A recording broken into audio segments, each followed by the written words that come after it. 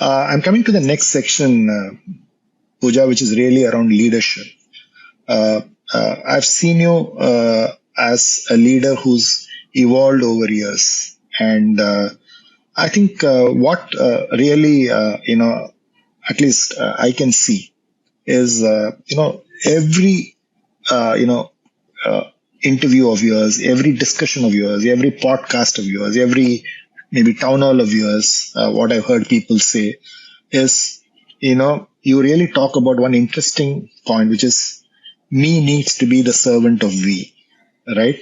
I thought it's a very nice statement. And as a leader, how important is it to be a servant of we if you are a leader?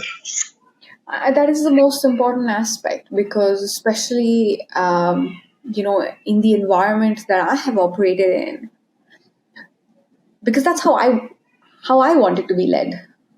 So it comes down to me, which is the fact that if I was not part of a decision making, if I was not empowered enough to move and grow in my organization, I was not happy. I would not be successful.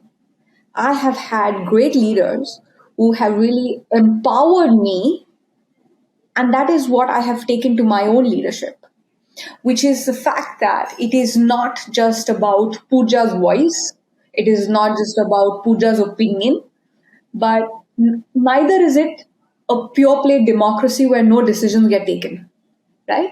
It has to be that perfect balance where people feel empowered. And when people feel empowered, magic happens. When there is leadership at every level, magic happens. When you believe that your leaders have your back, magic happens, right? And that is what has worked for me, which is as we built an organization, we were we were conscious of equal opportunity. We were conscious and valued opinions and people's voices. We were conscious of being fearless and and creating an environment where people could really raise their hand and challenge, right? As we did that, we ended up being an organization. I want you to know it was not, these are your values and hence you operate in a certain way. But when you look back and say, those are the things we did right. Right? And which is what I was able to sum up for you right now. That I have seen this being the most magical revelation to me, that an empowered organization is an organization that creates magic. And that's what I take to the way I like to run my company, my teams, my exco, which is it's not just about Pooja, but it's about all of us together. And I happen to be the leader of that.